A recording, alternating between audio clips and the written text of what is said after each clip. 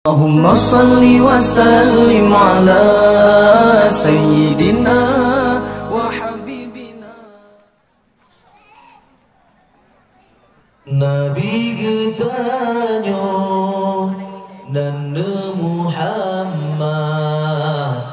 Manyang derajat Rasul mulia Ibunda Nabi Nanda Aminah Ayah Abdullah Quraish mulia Bunda Aminah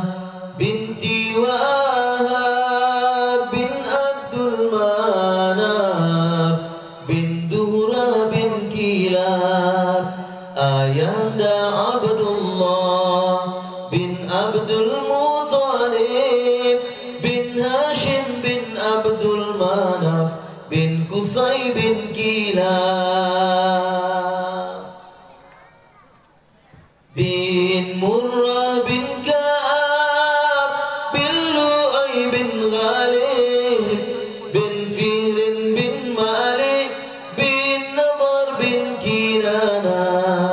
bin Khuzaimah bin Mudrika bin Ilyas bin Mudar bin Nidar bin Ma'ad bin Adalan bin Ud bin Mukawwim bin Nahur bin Taira bin Yarub bin Yasjud bin Nabi bin Ismail bin Ibrahim yang keturunan Nabi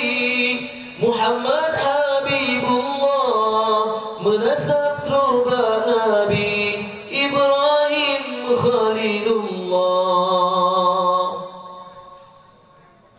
lahir di Nabi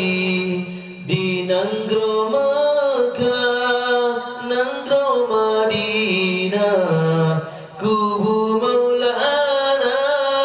urus selanyan tangkai 12 nibatun gajah Rabiul Ula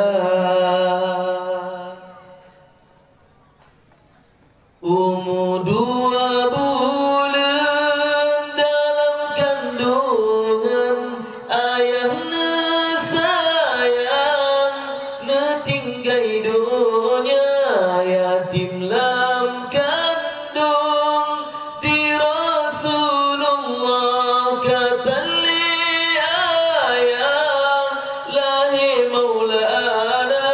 kamati apui majusi semua hancur dumpuna patung-patung berhala sampai ura bergetar Ka'bah senang di Ka'bah dengan lahir Maulana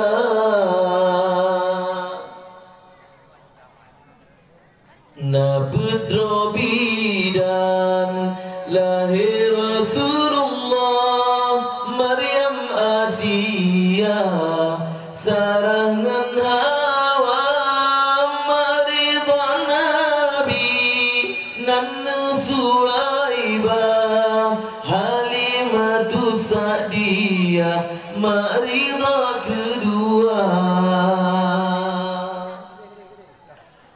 umunan tun di Rasulullah hendak Allah sakit di pemahana trip sakit wafat Aminah leteli ayah kata lempama yatim piatu masa jud Nabi hendak barabi nyan kehudib Maulana tinggai saja ne Abdul Muttalib yang asuh hudib masa jud di Maulana umur berpelotun Nabi Muhammad hendak hadarat wahyu pertama ke Rasul Allah. Nabi angkat di sini tempat di Gua Hira, Lailatul Nabi dakwah di Makkah Nandro Madinah si proton masa 60 tahun umur lebih pedura Nabi getanyo netinggai dunia 60 tahun umur lebih pedura Nabi getanyo netinggai dunia